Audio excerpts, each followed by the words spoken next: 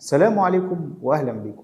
من منطلق سعينا لاكتشاف كل الغريب من مدن ومعالم وكمان أشخاص، هنقول الحكاية الأغرب اللي حصلت في البرازيل واللي متعلقة بروكي خوسيه فلورينسو، وهو الاسم الحقيقي لباتا سيكا، أحد أشهر الشخصيات سمراء اللون في التاريخ. اتولد باتا سيكا 1828 في ساو باولو بالبرازيل. اشتغل عبد لسيده، وكانت مهمته الأساسية حاجة تانية خالص غير العمل وحرث الزرع والقيام بمهام العبيد الشاقة اللي كان الكل بيقوم بيها في الوقت ده. باتا سيكا تم إجباره على الرذيلة مع النساء، مش بالعشرات، لأ بالمئات، وكان لسبب غريب هنكشفه معاكم. أهلا بيكم معانا في حياة زمان، أخوكم محمد فرج يحييكم.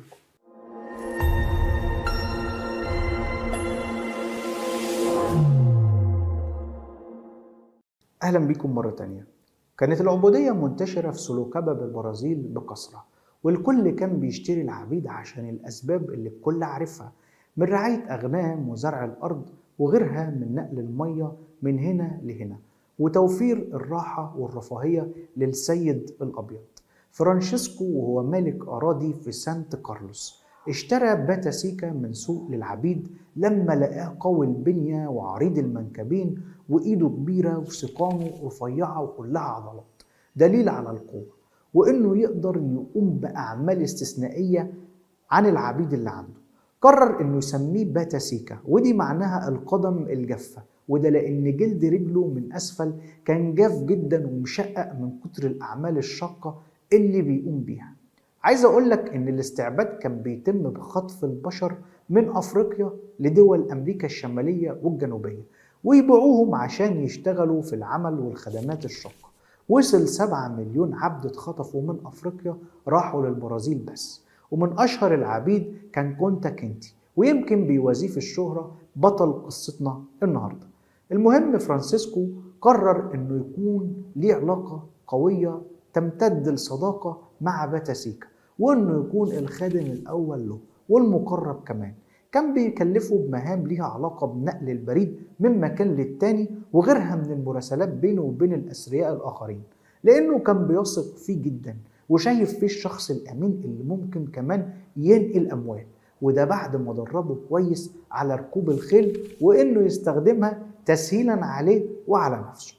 بنظرة رجال الأعمال الاقتصادية اللي كانت بتدور في عقل فرانسيسكو، قال لما توسع في الري والزراعة واجيب مئات العبيد، ولكن ده هيكلفني كتير جدا جدا، وبالتالي فكر خارج الصندوق، وهو استغلال الفتى باتا سيكا قوي البنية في معاشرة النساء بانتظام وبشكل دوري عشان ينجب منهم مئات العبيد بالمجان بدل ما يدفع فلوس فيهم. لا، ده يقدر يبيعهم كمان ويتاجر بيهم في سوق العبيد، وبالتالي مع شغل باتا سيكا الصباحي في المراسلات والإشراف على العبيد الآخرين كان بيضاجع النساء وبيفعل اللي سيده بيأمره بيه بانتظام عشان يتم الإنجاب. وكان سيده شايف فيه الفتى المثالي في إن فرص إنجابه للذكور أكتر من الإناث، لأن العادات اللي كانت منتشرة في الوقت ده بتقول إن الفتى ذو السيقان المليئة بالعضلات والنحيلة في نفس الوقت من أسفل قدرته على إنجاب الذكور بتكون أعلى من الإناث أضعاف أضعاف. باتاسيكا كان بيعاشر كل السيدات العبيد بالكامل، سواء طواعية أو بالإكراه ليهم، وتمت المهمة بنجاح، أو خليني دقيق معاكم، مئات المهمات بنجاح عشان نكون دقيقين في التعبير. تم إنجاب ما يقارب 294 طفل من باتاسيكا، وبالفعل كانت عندهم نفس المواصفات الجسدية القوية زي أبوهم. عملوا في المزارع المختلفة وساهموا في توسيع ثروات السيد، ويعتبر باتاسيكا الجد المباشر ل 30% من سكان سانتا بودوكاسيا البرازيلية. واستمر باتاسيكا على الحال وفضل مرغم على كده بشكل دوري ومستمر. في سنة 1988 تم إلغاء العبودية في البرازيل، وبعد كده دول العالم ألغتها تباعا. حصل سيكا على قطعة أرض من سيده تكريما له على إنه كان طوع وبيسمع الكلام طول السنين اللي فاتت، وإنه ما كانش بيخالف أوامره. اشتغل في أرضه وكانت مصدر دخله وأكل عيشه الوحيد بعد ما زرعها ورعى فيها أغنام. واتجوز من بنت اسمها بالميرا اللي حبها جدا، وكان شافها قبل كده في بيت من بيوت الأثرياء اللي كان بيوزع عليهم البريد. أنجبوا 9 أطفال سماهم بأسماء إفريقية اعتزازا بجذوره وأصله. وكان اهتمامه لما بعد العبودية الاهتمام ورعاية الأرض، وإنه يبقى حاجة في المجتمع عشان ينسى أيام وجع القلب. أصبح رجل أعمال رائد ومشهور، وكان الجميع بيتحكى بقصته وبصبره وكفاحه. ولاده كان ليهم دور في مهمات مكافحة العبودية بعد ما اتعلموا من أبوهم معنى الحرية وأهميتها، وإنهم يرسخوها في قلوب وعقول كل أصحاب البشرة السمراء وأبنائهم كمان. ورغم دوره في المجتمع ودور أبنائه ال9 اللي أنجبهم من بالميرا، إلا إنه فضل يدور على كل أطفاله اللي أنجبهم قبل العبودية. فضل يدور عنهم حتى وفاته يوم 13 يوليو 1958 في ساو باولو، وكان وقتها عمره 130 سنة.